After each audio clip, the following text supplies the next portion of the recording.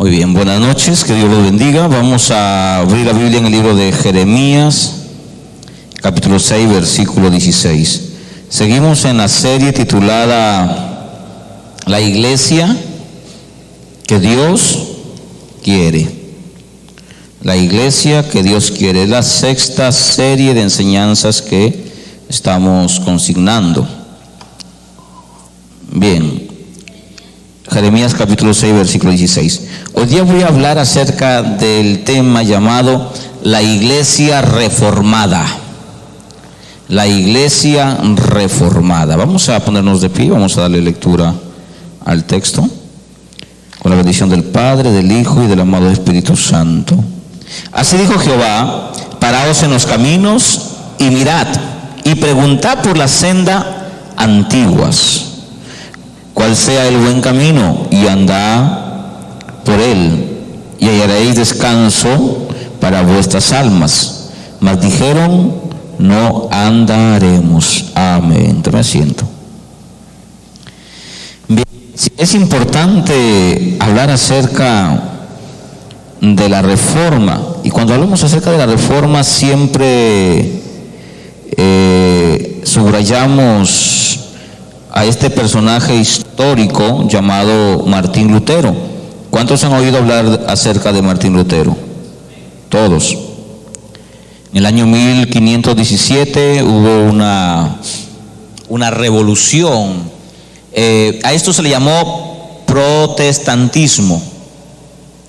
Bien, Lutero es el padre del protestantismo. ¿Qué significa protestantismo? Pues protestar, estar en contra de algo o estar reclamando por algún derecho que nos está dando. Bien, quiero hablar acerca de la reforma porque es importante. Nosotros constantemente tenemos que ir reformando cosas. Es más, la Biblia dice que Dios un día restaurará o reformará todo lo que antes había estado bien. No como ese pensamiento de los testigos de Jehová.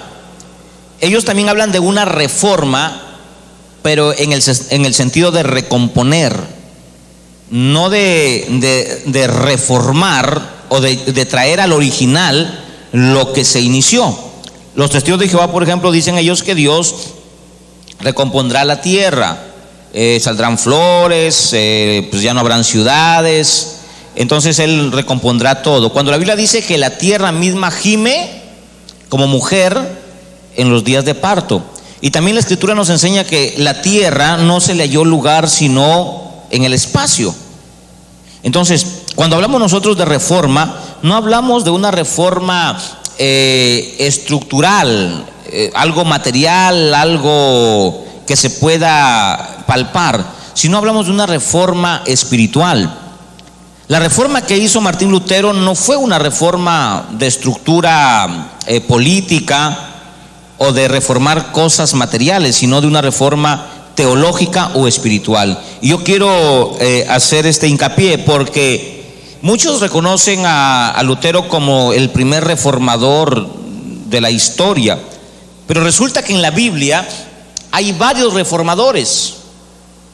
Tenemos, por ejemplo, a Jehú, tenemos a Asa, tenemos a Zacarías.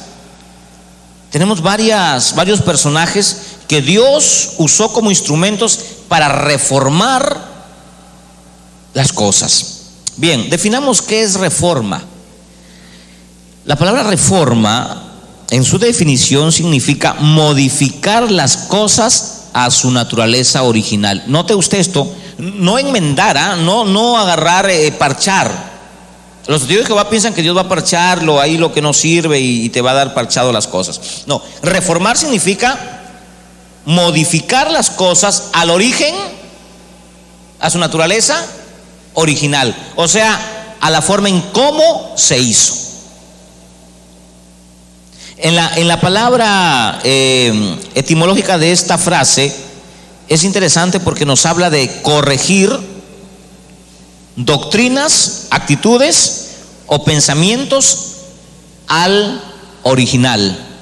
Cuando hablamos del original, hablamos del inicio. Yo siempre he dicho que no es tan bueno empezar, uno puede iniciar, pero si nosotros en el camino comenzamos a deformar lo que al principio conocimos, entonces de nada sirve que nosotros tengamos 5 años, 10 años, 15 años en el Evangelio y no mantener lo principal. También significa esta palabra en el latín reformaré, ¿qué significa? Volver a dar forma a algo que se deformó. A algo que se deformó, volver a darle forma a algo que se deformó a su naturaleza original.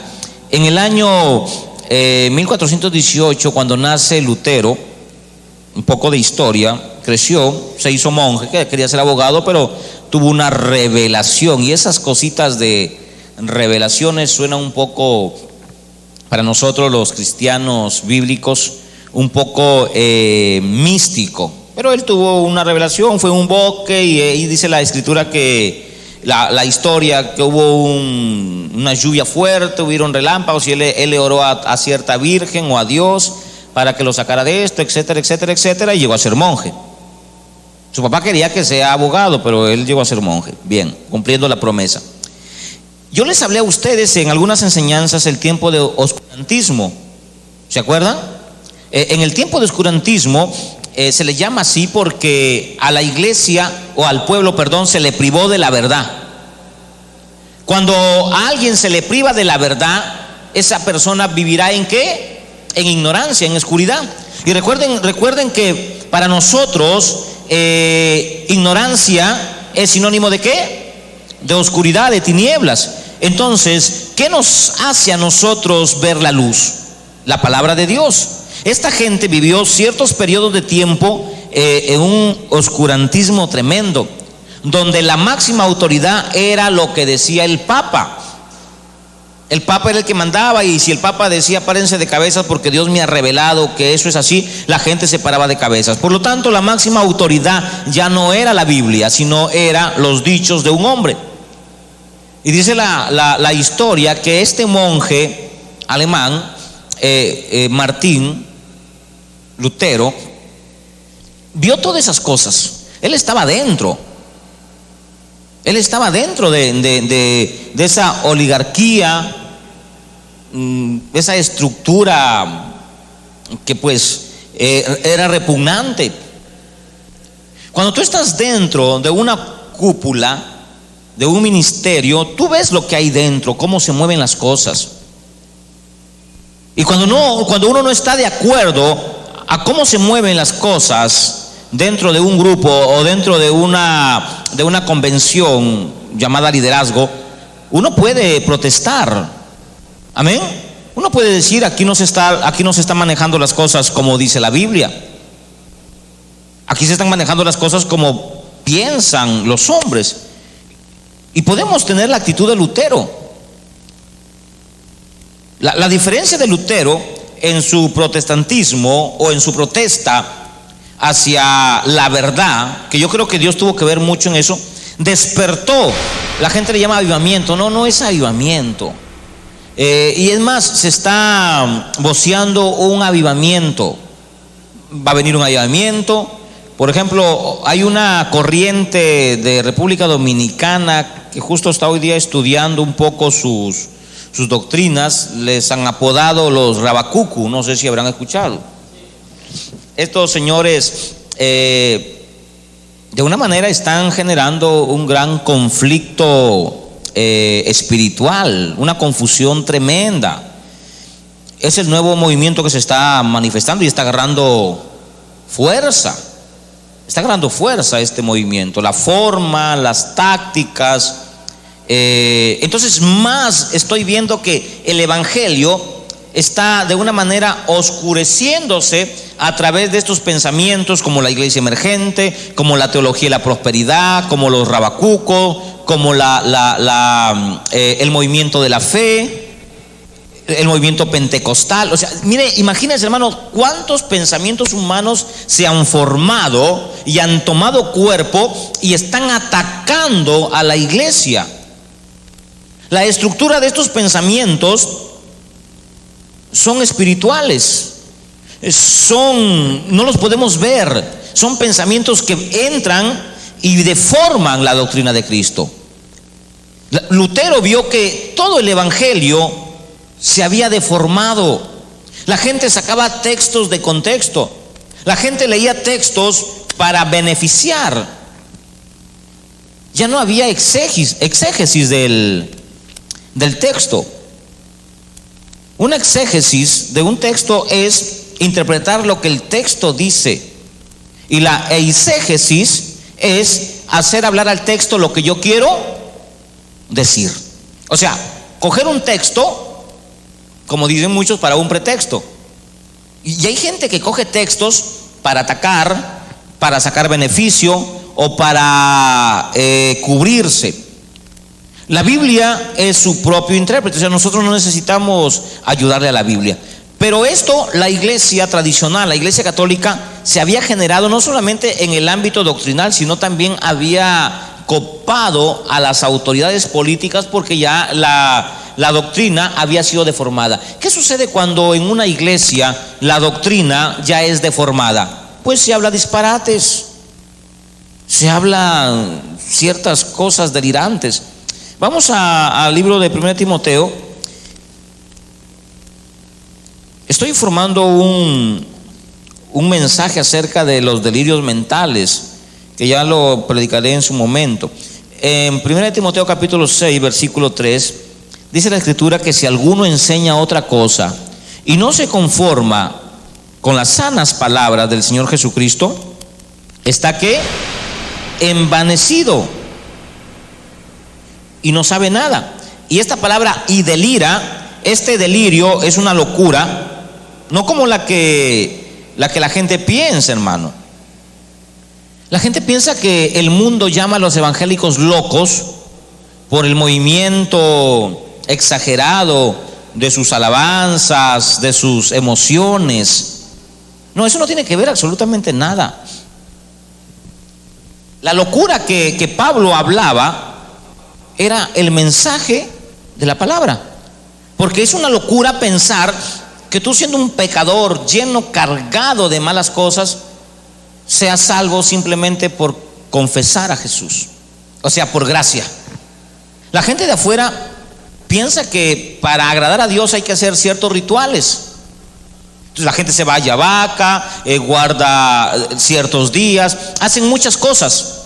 Pero cuando tú vienes y le dices, no necesitas irte a Yavaca, no necesitas hacer esto, no necesitas dejar de hacer eso, solo necesitas reconocer que eres un pecador y que necesitas un Salvador, y automáticamente eres salvo. Entonces, la predicación para ellos es una locura. Ese mensaje de salvación gratuito para el mundo es una locura. Pero las otras cosas que hacen los rabacucos, los pentecostales, el movimiento de la fe, los apostólicos y proféticos, esas sí son locuras de verdad. Amén. Esas ya son delirios. ¿Qué es un delirio? Hacer una cosa fuera de la razón, o hacer una cosa netamente emocional. Ese es un delirio, hermano. Y hay gente que en las iglesias ha delirado tanto. Y miren lo que sucede cuando hay delirios en la iglesia. Hay contiendas, nacen envidias, hay pleitos y hay malas sospechas. Vamos a verlo en la traducción actual. ¿Qué nos enseña la Biblia acerca de este texto? Si tiene ahí usted la traducción actual, ayúdeme y déle lectura. 6, versículo 3. Si alguien enseña algo que no va de acuerdo con la enseñanza de nuestro Señor Jesucristo, ni con la verdadera religión cristiana, es un orgulloso que no sabe nada y que tiene mala costumbre de discutir sobre el significado de ciertas palabras. Con esto solo causa envidias, enojos, insultos y desconfianza. Delira. O sea, ¿por qué vas a discutir un tema insignificante? Por ejemplo, escuchaba a los rabacucos que decían ellos de que era pecado usar, pues acá le decimos a los tenis, le decimos zapatillas, y que había que cubrirse hasta el cuello. Ellos visten de trajes largos. se tiran, se revuelcan, una serie de cosas que si usted los ve, usted dice, estos están más chiflados que los tres chiflados. ¿Vieron alguna vez los tres chiflados? A Larry, a Moe y al otro no sé cómo se llamó. Sí, pero estos están peor que ellos, hermano. O sea, hacen unos gestos de locura y la gente tiene razón en hacer memes de ellos, porque ya pasaron el límite, ya son extravagantes. Bien, volvamos al tema. La doctrina se había deformado. ¿Cómo deformamos una doctrina? Cuando hacemos una eisegesis de ella. O sea, cuando comenzamos nosotros a ser autores de la doctrina, cuando le decimos a la gente que la palabra de Dios dice esto porque a mí me parece que dice esto, y no buscamos la fuente principal para poder decir que la Escritura dice esto porque la Escritura lo dice. Por ejemplo, las revelaciones. ¿Existirán revelaciones en el día de hoy? ¿Qué piensan ustedes? Ya no. ¿Cuál es la última revelación que dio Dios al mundo? El Evangelio, Jesucristo, el Apocalipsis, todos los apóstoles y profetas.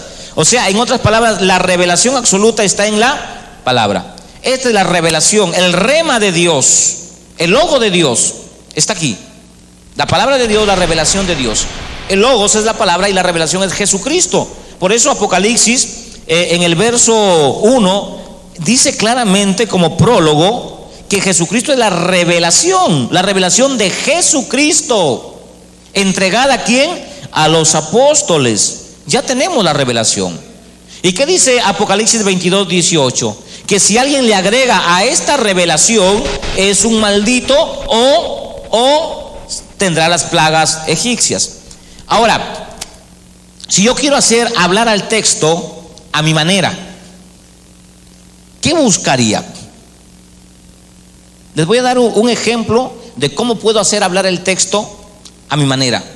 Y de esta manera estoy haciendo una eisegesis, o sea, tratando de decirle al texto que me respalde a mí. Yo digo, he tenido una revelación, hermanos. He tenido una revelación, y una revelación poderosa. ¿Y cómo me sustento? Le saco Marcos capítulo 15, versículos 16, 17 y 18. Estas señales seguirán a los que creen. Ya ve, hermano, yo creo en las señales y de hecho que hay revelación. O por ejemplo, me autodeclaro apóstol. ¿Cómo me respaldo? Diciendo que hay 5 ministerios y ahí la Biblia dice que Dios constituyó. Ya ves, ahí dice que Dios constituyó. Sí, pero a mí no me constituyó. Lo constituyó a los que ya terminaron su ejercicio de apóstol. O sea, hay muchos textos bíblicos que yo podría hacerlos hablar, abusar de ellos para poder deformar la doctrina. La Iglesia Católica con el Papa, en este caso Panchito se hace llamar el sucesor ¿de quién? No, de Pedro. No, es que él es el sucesor de Pedro. ¿Dónde dice la Biblia que Pedro dejó un sucesor? ¿Dónde dice? ¿Dónde dice la Biblia que Pedro fue autoproclamado papa?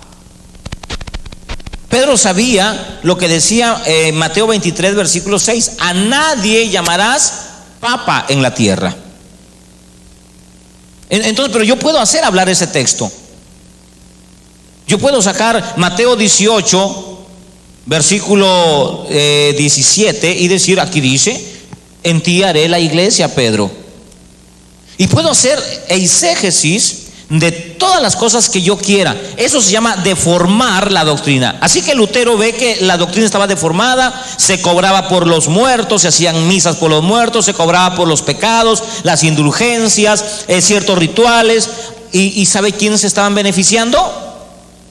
La iglesia. O sea, el clero, los sacerdotes, los obispos, los papas, ellos los únicos beneficiarios. Y el pueblo se iba empobreciendo. Cuando vio esta forma de vivir de los papas, en pecados sexuales, en orgías, en borracheras, estaba de todo, este hombre dijo, no, yo no puedo estar de acuerdo con tanta maldad dentro de la iglesia. Yo tengo que denunciar esta deformación. Por eso se le llama reforma. Dios usa a Lutero para reformar lo que se había deformado. Pero reformarlo a la manera de Lutero o a la manera de Dios.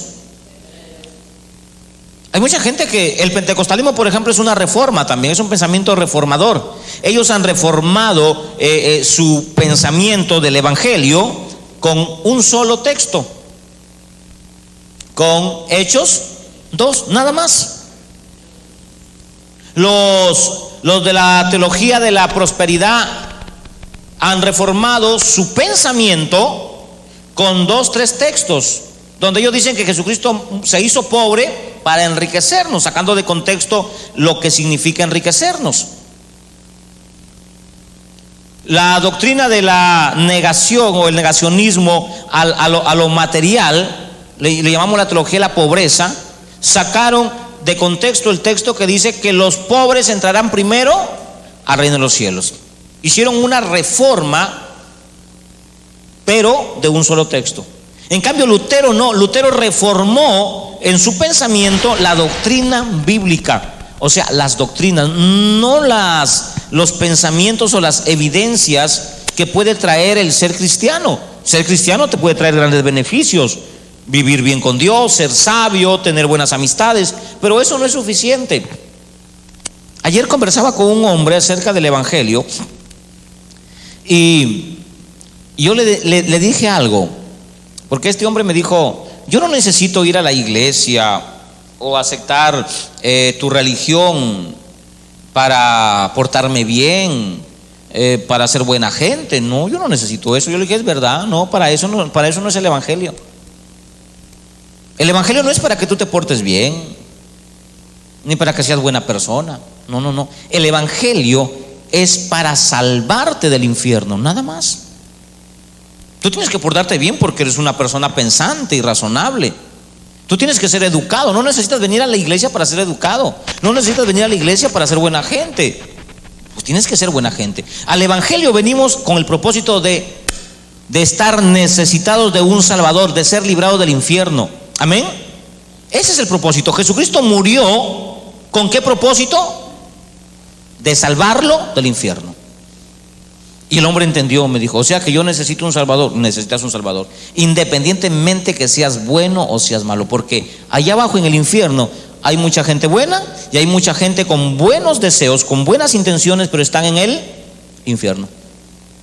No se trata de ser bueno o ser malo, se trata de un salvador en nuestras vidas para librarnos del infierno. Entonces aquí vemos una reforma absoluta. Volvamos a Jeremías 36, 16. Jeremías 6:16, después usted lee todo el contexto, nos llama la atención y nos dice: hagamos un paréntesis o detengámonos en el tiempo en que usted está hoy.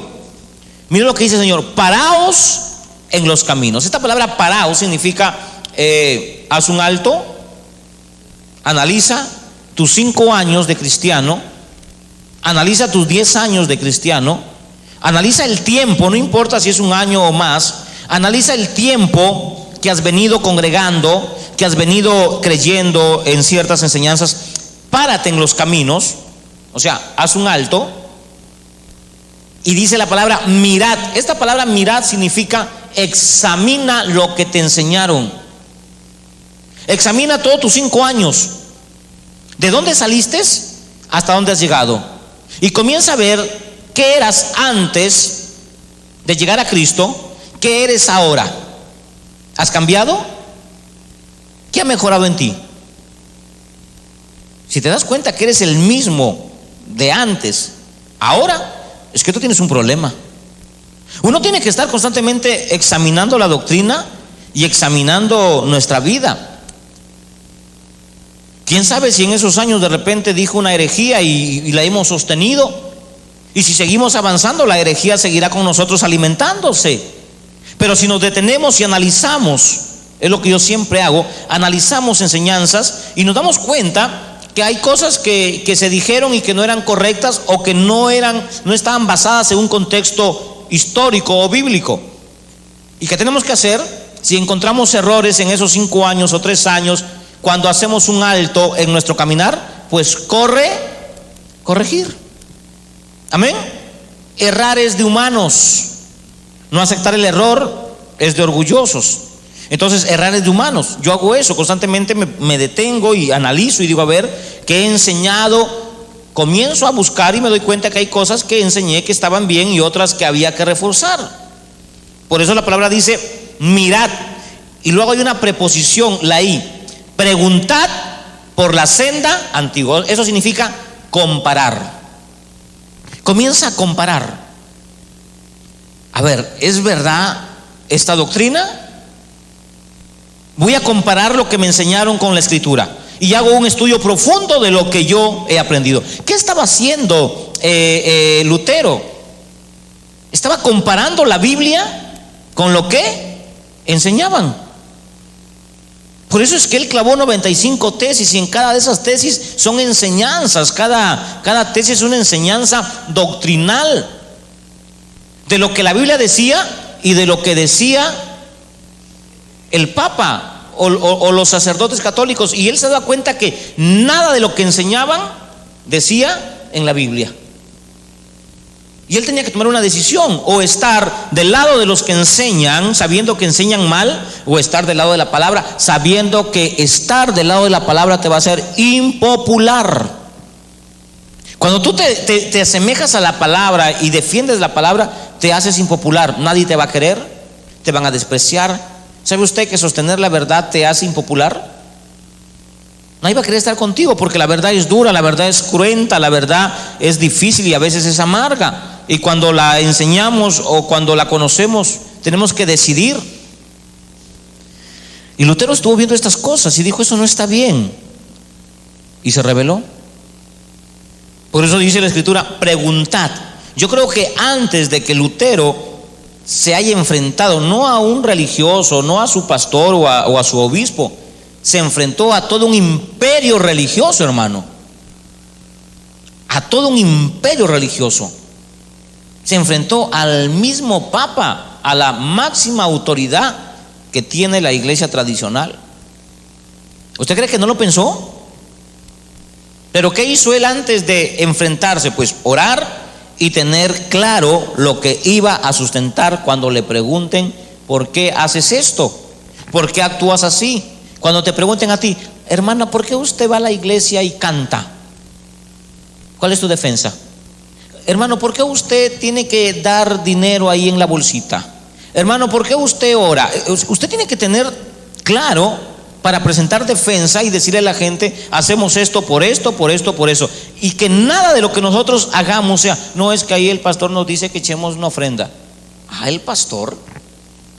Si usted tiene ese pensamiento y le dice a la gente, cuando le dicen por qué usted da plata a la iglesia, usted dice: no, es que el pastor dice que ahí echemos. ¿Ese es su sustento bíblico? No, usted tiene que decir: la Escritura dice: ¿con qué me presentaré ante Jehová y adoraré? Usted tiene que sacar un sustento bíblico. El por qué se sienta o el por qué congrega en una iglesia. ¿Por qué tanto vas a la iglesia? Hay gente que te va a preguntar: ¿por qué tanto vas de noche? ¿Dónde vas? ¿Dónde vas? A la iglesia. ¿Y por qué vas? ¿Por qué no lees tu Biblia desde tu casa? ¿Por qué tienes que ir a ese lugar, a ese local? ¿Por qué? ¿Qué le dices tú? Ay, es que se siente bonito. No, es que así me han dicho. ¿Será un sustento válido? No. Pero si usted le dice: yo voy a la iglesia y me reúno con los hermanos a adorar a Dios porque la Escritura dice en Hebreos 10:25, no dejándose de congregar, ¿quién le va a refutar a usted con lo que dice la Biblia? Pero si usted dice: no, yo voy porque el pastor nos ha dicho que vayamos 3 veces a la semana, no tienes doctrina o enseñanza, y entonces te van a criticar porque la gente no entiende. Lutero ya se había preparado y enfrentó al más grande de la iglesia católica. Ahora viene la reforma. Vamos a estudiar esto que es muy importante. Lutero reformó en el año 1517, pegó las 95 tesis en una iglesia en Gutenberg, en Alemania, y hubo una revolución tremenda ahí. Y cuando él se levanta, note usted que cuando hay un precursor, siempre lo van a seguir los demás. Bastó que Lutero se levantara para que el resto tomara fuerza y decir: yo también me levanto, yo no estoy de acuerdo, y hacer una revolución en masa. Porque no solamente fue Lutero, después de Lutero se levantaron muchos. Siempre tiene que haber uno. Pero este tipo de división que hizo Lutero en la iglesia tradicional, ¿fue respaldado por Dios, sí o no? Sí, fue respaldado por Dios. ¿Y por qué Dios respaldó una división? Si nosotros decimos, o si nos enseñaron a nosotros y oímos de la gente de afuera que dicen que la iglesia católica es la iglesia verdadera, entre comillas, ¿por qué Dios respaldó una división? Porque fue una división tremenda. Porque hay un resorte importante aquí. Lutero no estaba denunciando a los curas católicos por ser pedrastas.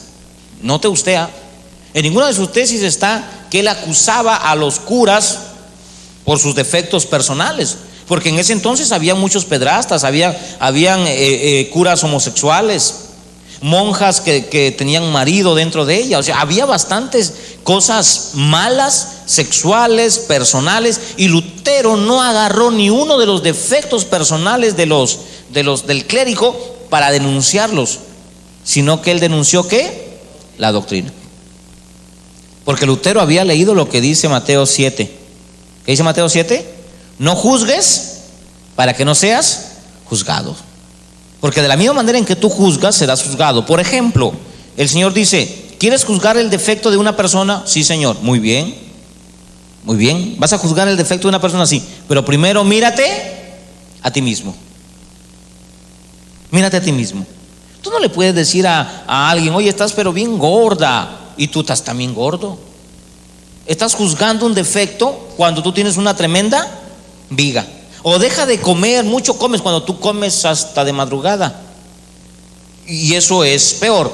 Pero sí tenemos una facultad de juzgar la doctrina. Amén. Y una de las razones por la cual usted se puede ir de una iglesia no es por los defectos de los hermanos.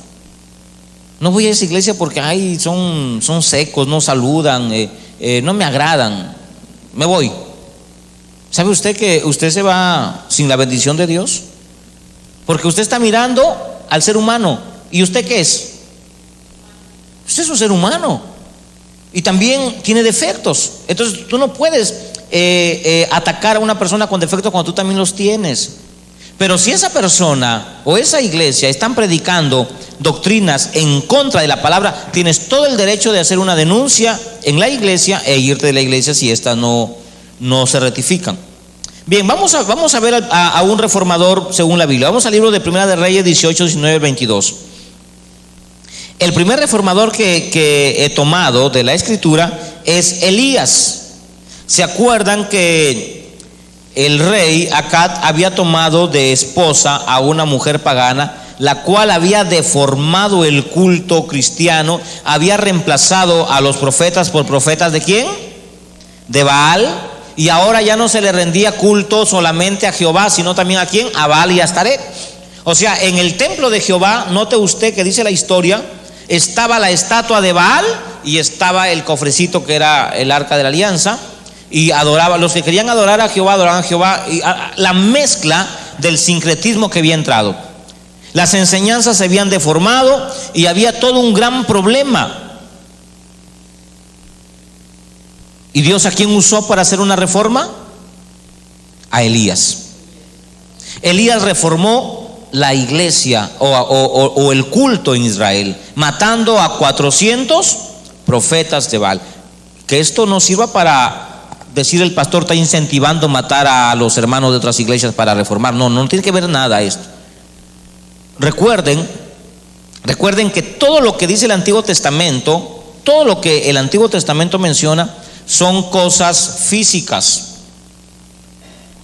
El Antiguo Testamento, todas las cosas que enseña, como por ejemplo lavado de manos, el no acercarse a los muertos, todo era una ceremonia física. Pero en el evangelio ya no es físico, es espiritual.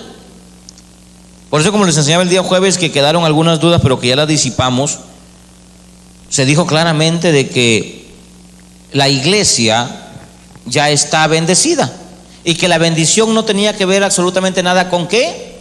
Con lo material. Y viendo ese tema acerca de Deuteronomio 28, ¿se acuerdan? Ahí hay bendiciones y maldiciones. ¿Esas bendiciones y maldiciones en Cristo seguirán existiendo? Ya no. Porque si no tienes trabajo, en Deuteronomio dice que es una maldición. Y ahora en el Evangelio, ¿será una maldición no tener trabajo? No, no. ¿Te pasa algo malo? Es porque estás en maldición. ¿Y Cristo? Cristo vino a quitar ¿qué? Las maldiciones. Entonces, en el Antiguo Testamento hemos visto el ensayo de lo que iba a ser en el Nuevo. Las bendiciones que para los judíos eran físicas, para nosotros son espirituales. Los judíos esperaban una ciudadanía, ¿dónde? Aquí en la tierra. Nosotros esperamos una ciudadanía, ¿dónde? En los cielos. Dios les dio a un salvador a los israelitas. ¿Quién fue ese? Moisés. Dios nos ha dado un salvador eterno. Dios le dio un sumo sacerdote a los israelitas, Aarón. Dios nos ha dado un sumo sacerdote a nosotros, eterno, espiritual, Jesús. Ahí está todo eso. O sea, si cogemos el Nuevo Testamento, tenemos que cogerlo para que nos guíe a Cristo. Si es que el Antiguo Testamento no nos guía a Cristo o nos guía a contradecir el Evangelio o al Nuevo Testamento, lo estás malinterpretando, y eso es un gran problema de la iglesia. Bien, veamos otro reformador. Segunda de Crónicas, capítulo 29. Ezequías. Ezequías fue otro reformador. En el tiempo de Ezequías había los anteriores que habían hecho lo malo delante del Señor, habían dejado idolatría, sodomía, etcétera, etcétera. Ezequías, siendo un muchacho de 18 años, es lo que dice ahí, que empieza a reinar, hizo lo recto ante los ojos de Dios y comenzó a reformar. Recuerden que la palabra reformar es volver a dar forma a lo que era original, no a lo que uno puede creer o pensar, sino a la reforma. En otras palabras, si hacemos una síntesis de lo que es reformar, para mí es volver a la senda antigua. Volvamos a Jeremías 6:16. Preguntad por las sendas antiguas, cuál sea el buen camino, y que dice Dios, y anden por él. Reformar significa volver a la palabra. Reformar no significa avivamiento. Note usted, porque han tomado la reforma de Lutero como un avivamiento. No existe eso en la palabra, hermanos. Pero usted me va a decir, pero en Habacuc capítulo 2 ahí dice, aviva tu obra. ¿Qué es para Dios avivar? Es despertar. Zorobabel era un alcalde, lo vamos a mirar de esta manera en nuestra lengua, en Israel. Y este señor era muy temeroso, y Dios despertó el espíritu de Zorobabel. Dice la Biblia, avivó el espíritu de Zorobabel. En otra versión dice, lo despertó. Pablo dice, despiértate, tú que duermes entre los muertos. La palabra avivar para Dios no tiene que ver nada con movimientos extraños, con visiones, no tiene que ver nada con milagros, no tiene que ver nada con manifestaciones extra normales, no tiene que ver nada con eso, hermano. La gente piensa que avivamiento es andar haciendo milagros, tumbar gente de espaldas, es tener una iglesia llena de gente. No, avivamiento es volver ¿a dónde? A la palabra, o sea, volverse a Dios, despertar. Avivar es despertar y volver a la senda antigua. Por eso dice Jeremías, paraos en los caminos y preguntad cuál sea el buen camino y andad por ello. ¿Cuál es la evidencia que usted está en el buen camino? ¿Cuál es la evidencia que yo estoy en la senda antigua o en la senda correcta? ¿Qué dice el texto? Hallaréis descanso. Ahora, ¿este descanso es un descanso físico o espiritual? Ya, ¿qué significa descansar? Descansar. Estar seguro, estar sin cargas. Hay gente que todavía está en el evangelio y dice: creo que yo estoy en maldición, pastor. Esa gente está cargada. Cuando venimos a Jesús, se cumple lo que le dijo el profeta Ezequiel a Israel.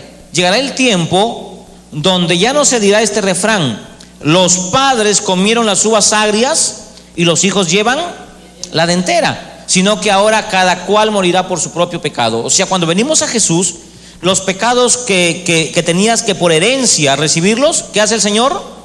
Los corta. Tú ya no necesitas una sesión de entrega de pecados, de ruptura de maldiciones. Yo he visto en otras iglesias cultos de rompimiento, creo que así le llaman. Vamos a hacer un culto de rompimiento de maldiciones. ¿Y cuántos años tienen los malditos? Porque si van a romper maldiciones, porque están malditos, ¿o no? A ver, ¿cuántos años tienen los malditos? Pues tienen 20 años los malditos. ¿Y recién los vas a liberar, que no eran cristianos?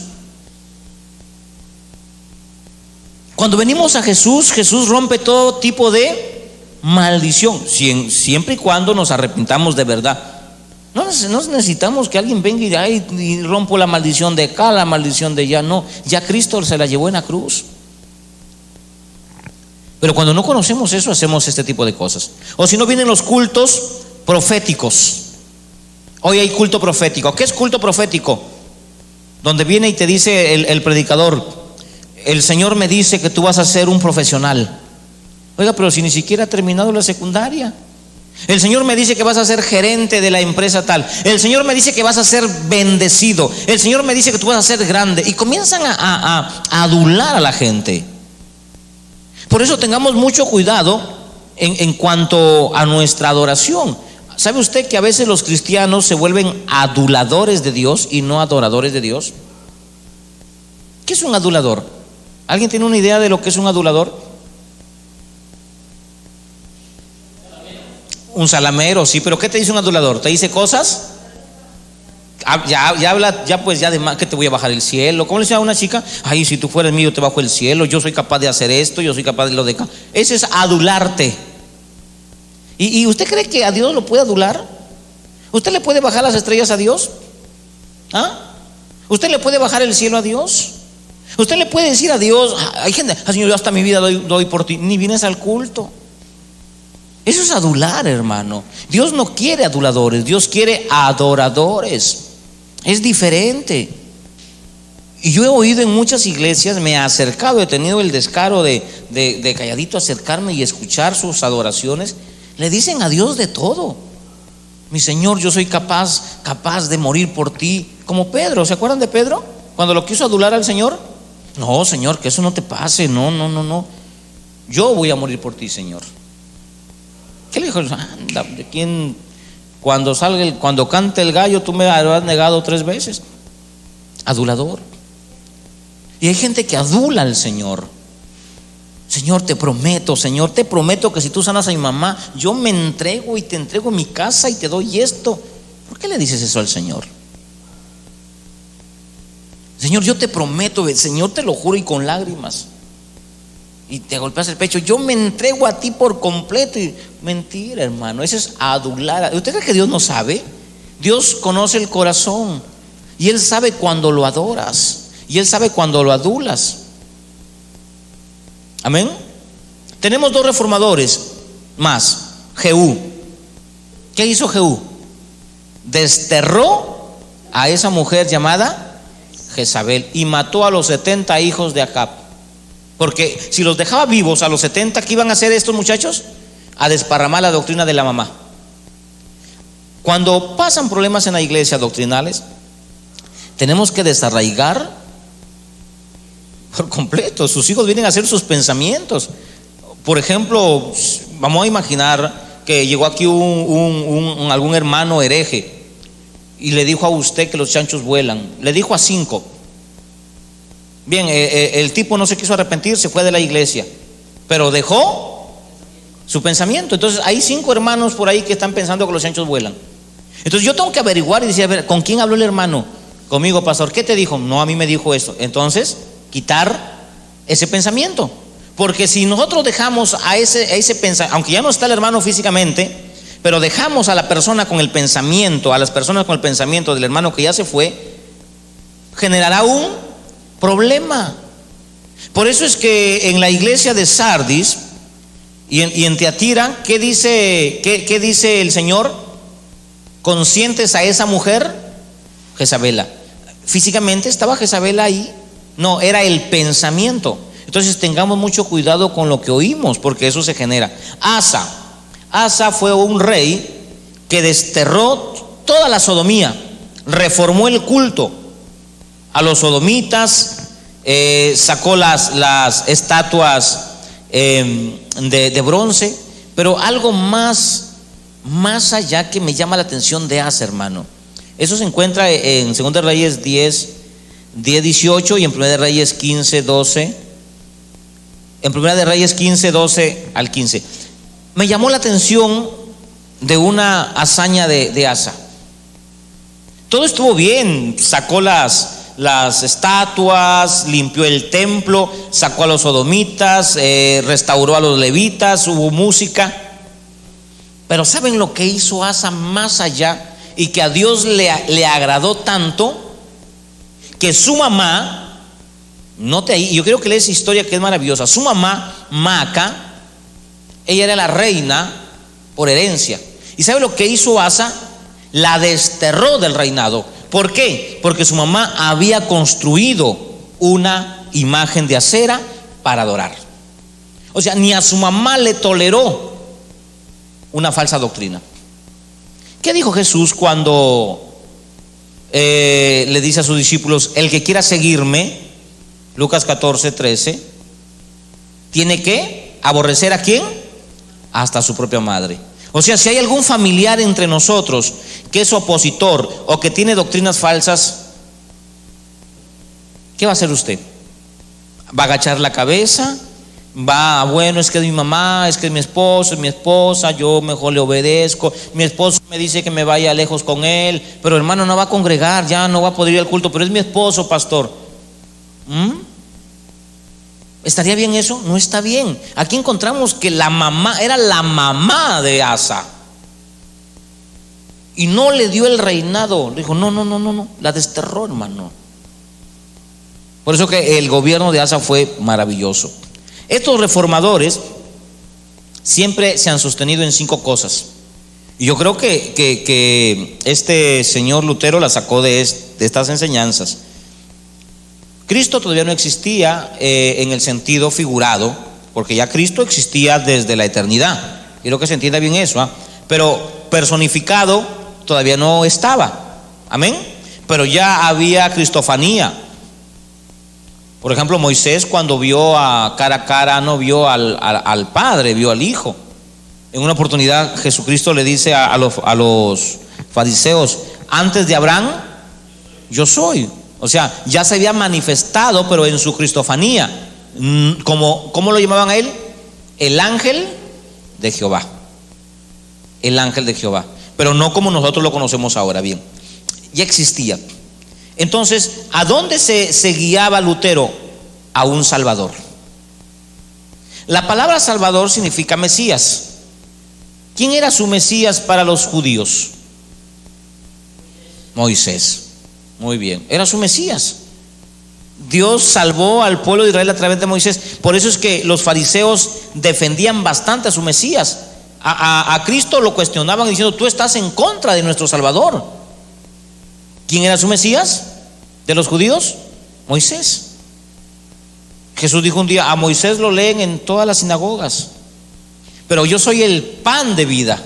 Moisés les dio a ustedes pan, pero luego llegaron a tener hambre. Pero en cambio yo soy el verdadero pan de vida. Esa era la primera sola, un solo Salvador. No era María. En esta primera sola de Lutero, ¿qué estaba rechazando Lutero? ¿A quién estaba rechazando?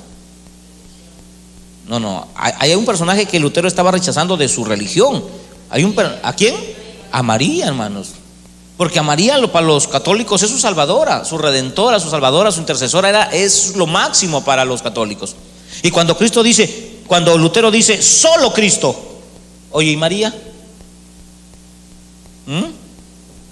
¿Qué hizo Lutero? Rechazó a la redentora, entre comillas. Los judíos no querían a Jesús y rechazaron a Jesús. Esto es la antípoda de lo que hizo Lutero. Rechazó a quien no era salvador o salvadora y puso al salvador, solo Cristo. El único que puede salvar al pecador es Cristo. Segunda sola, solo Escritura. Sola Escritura. ¿Qué hicieron estos reformadores bíblicos? Cada vez que el templo era destruido o cada vez que había algo malo, ¿qué sacaban a relucir? La ley. ¿Y qué era la ley? La Escritura. Todos los judíos verdaderos se guiaban por la Escritura. Moisés dice, Moisés dice, Moisés dice, Moisés dice, Moisés dice, Moisés dice, nada de otra cosa. Y Jesús, cuando estuvo en la tierra, también dijo, Moisés dice. ¿Eso qué significa? Solo Escritura. Ahora, ¿qué estaba rechazando Lutero? El catecismo. ¿Sabe usted que el catecismo es su segunda Biblia de los católicos? ¿Sabía usted eso? El catecismo, así como el libro del conocimiento de los testigos de Jehová, como el libro del mormón de los mormones. Los mormones tienen su Biblia, pero también tienen su otra Biblia. También tienen sus libros, sus profecías. ¿Por qué estas religiones, sectas, usan la Biblia, pero también tienen su Biblia? Porque rechazan de una manera la palabra de Dios. Y Lutero tenía el catecismo y se lo sabía. ¿Y qué hizo Lutero cuando dijo solo Escritura? Rechazó el catecismo católico, que son como 360 artículos. Solo fe. Solo fides o solo fe. ¿Qué significa eso? Que el hombre por la fe vivirá. No hay que pagar. La fe para Lutero era el motor que sostenía la creencia cristiana. Pero ¿qué hacían los católicos? Tenían que pagar por las indulgencias. Vaya a pedir una misa de sanidad por sus enfermos allá. ¿Cuánto le cobra la misa? O una misa de salud, creo que se llama. ¿Cuánto cobran por una misa? A ver, los últimos convertidos. Hermana, ¿usted sabe cuánto cobran por una misa? Por una misa. No sé, por allá ustedes han ido a... Yo recuerdo que en ese entonces, pues yo hablo que cuando se morían mis familiares, no sé, 20 estará más una misa. Para mencionar el nombre nomás de la difunta. Íbamos a la iglesia y esperamos que el cura haga su misa y mencionaba el nombre y salíamos pero contentísimos. ¿O no? Y si no mencionaba el nombre, tenemos que ir a reclamar, hemos pagado y por qué no. Con tal que mencionaba el nombre de la difunta o del difunto, y salíamos pero felices. Ya debe haber subido, ¿cierto? ¿Cuánto estará ahora? Estará caro. Me contaba el hermano Lucho que antes había misa de 2 capas, o sea, una misa predicaba uno y luego otro cura. Esa era más costosa, la misa de 2 capas o de 2 curas. Bien, ¿qué hizo con la fe cuando sostuvo la fe? ¿Qué hizo Lutero? Dijo, no necesitas pagar por un milagro. No necesitas pagar por tener la bendición de Dios. Pero ¿sabe usted que en las iglesias actuales se paga por tener cosas? Solo fe. 4, solo gracia. La gracia salvífica, la gracia perdonadora. No necesitas hacer rituales, no necesitas hacer plegarias, porque la gracia de Dios es suficiente. ¿Nosotros venimos a la iglesia porque somos salvos o venimos para ser salvos? Porque somos salvos. ¿Ofrendamos porque somos salvos o para ser salvos? Porque somos salvos. Todo lo que hacemos ahora lo hacemos como agradecimiento porque Él nos salvó. ¿Cuánto nos ha costado la salvación? Nada. Si tú comienzas a ponerle precio o aplicarlo en obra, decir, no, yo sí voy al cielo porque yo me porto bien, yo sí voy al cielo, entonces ya no es por gracia. Por eso yo siempre le pregunto a usted, y me hicieron esta pregunta a mí un día, y yo respondí así y casi me la pidan. ¿Qué pasaría si un hermano que está arrepentido genuinamente, que es salvado, cae en pecado de borrachera? Vamos a poner un ejemplo, ¿cierto? Y justo en el pecado de borrachera se murió en un accidente, o Cristo vino, ¿se va al cielo? ¿Sí o no? Claro que sí. Ay, Dios, me cayeron piedras, pero ¿cómo vas a ir al cielo si está borracho? Si la Biblia dice que ningún... Oye, sacaron de contexto primero de Corintios 6:9 y comienzan a entrar en conflicto. No, pero pastor, oye, es salvo. Ahora que ya se comienza a tener una vida ya de borrachera, ya esa es otra cosa, hermano. Y esa es otra. O por ejemplo, un pecado de adulterio, fue seducido y cayó. Que la consecuencia la va a asumir, ¿o no? La consecuencia la va a asumir, pero ¿perdió su salvación porque cayó en pecado? ¿Ah? No perdió su salvación. Pero si él permanece en eso, ya esa es otra cosa, hermano. ¿Cómo? No, un salvo no hace eso. No, un salvo no hace eso. No, esa es otra cosa, hermano.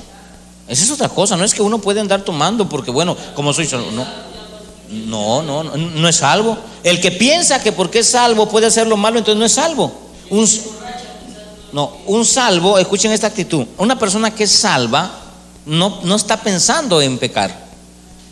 No está pensando. Pero una cosa son las cosas que vienen después. Es como, por ejemplo, como yo soy cristiano, entonces yo ya soy perfecto. No, yo no soy perfecto.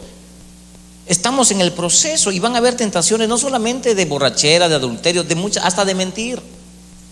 ¿Mentiste? ¿Acaso no es igual? Lo que pasa es que nosotros evaluamos, nosotros somos categóricos. ¿Sabe usted cuál es el pecado para Dios más fuerte? No es el adulterio ni la borrachera, o sea, pecados patentes. Son los pecados que no son patentes. Para esos son más destructivos. Que tú guardes rencor en tu corazón, que tú guardes resentimiento.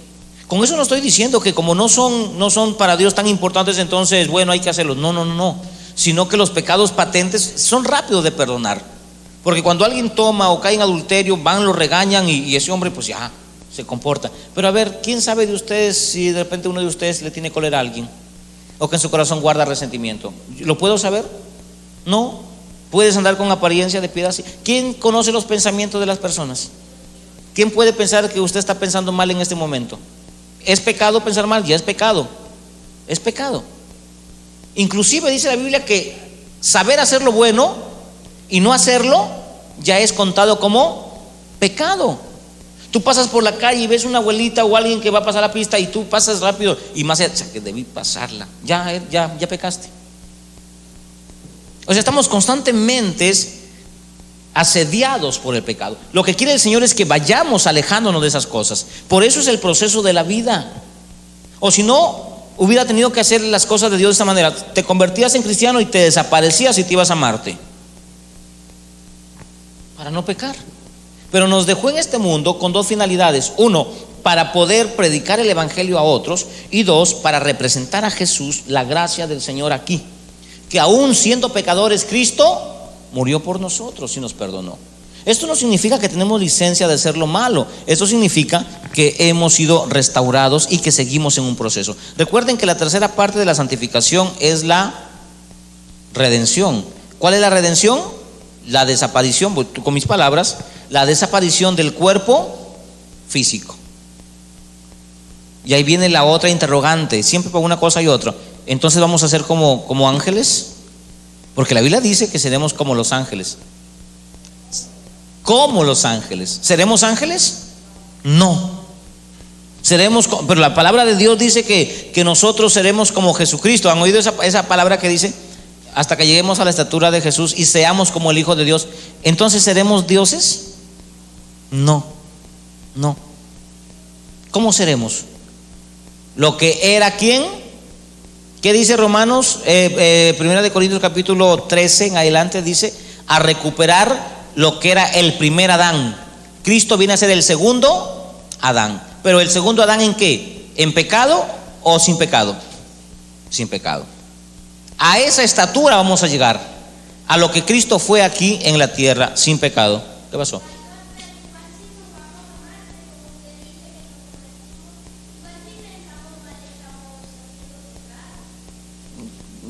¿Cómo? ¿Si nos vamos a dónde?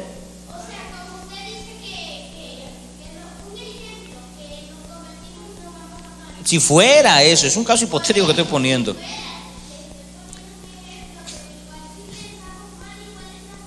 Así estuviéramos en Marte, en Júpiter, donde sea. Claro, eso sí. Mientras estemos en este cuerpo, mientras estemos en este cuerpo de pecado, seguiremos pecando. Esa es una verdad que no la pueden soportar mucha gente. ¿Sabía usted eso? Los rabacucos menos, hermano. Y ya se dividieron los rabacucos. O sea, ese tipo de sectas, cuando se levantan, parecen fuertes, hermano, pero tienen conflictos dentro tremendos. Porque este tipo de sectas, como son los pentecostales, los apostólicos y proféticos, el movimiento de la fe, el movimiento de la prosperidad, y ahora la iglesia emergente y los rabacucos, su enfoque siempre será lo externo. Una secta, y yo quiero aquí con esto terminar, y les voy a dar este ejemplo como experiencia para que usted analice. Una secta siempre se va a enfocar en lo exterior. De esa manera te vas a dar cuenta quién es sectarista. Una secta siempre se va a enfocar en cómo tienes que verte. Y meten el humanismo. Dicen, un policía, por ejemplo, me dijo una vez uno: ¿cómo usted sabe que es un policía? Pues por su uniforme. Pues es obvio, ¿cierto? A ver, ¿y cómo sabe usted que es un cristiano? Así me dijeron, La Biblia dice en 2 Corintios capítulo 3 que son cartas abiertas, expedidas por los hombres, o sea, por su testimonio. No, me dijo, ¿cómo que por su testimonio? También por su vestimenta, o sea, por su uniforme. O sea, habría que ponerle a los cristianos también un uniforme. Es cristiano porque tiene un uniforme, porque el policía, como tiene uniforme, por su uniforme conocemos que es cristiano. Esas son tonterías, eso no es bíblico, hermano. Las sectas siempre se van a enfocar en el exterior, de cómo te ves, cuál es tu uniforme. Nosotros somos reconocidos por el testimonio, y el testimonio es luz, no por la forma en que tú te vistes. Y cuando hablamos de testimonio, no estamos hablando del testimonio aparente, sino el testimonio de Cristo en nuestras vidas. Amén. Póngase de pie. Son temas muy complicados, pero quiero que los entienda y que pueda usted crecer en la fe, porque esto nos va a llevar ¿a qué? A lo que me dijo mi maestro un día: el día en que usted sea pastor, enfóquese en irse al cielo al menos con uno o con dos, que irse al infierno con un montón. ¿Qué me quiso decir? Predique la verdad, predique lo que está conforme a la palabra. Y me dice la Biblia en el libro de Pedro que no hable nada más de lo que la Biblia no dice. Señor, te damos gracias. Gracias porque nos enseñas. Sé que estas cosas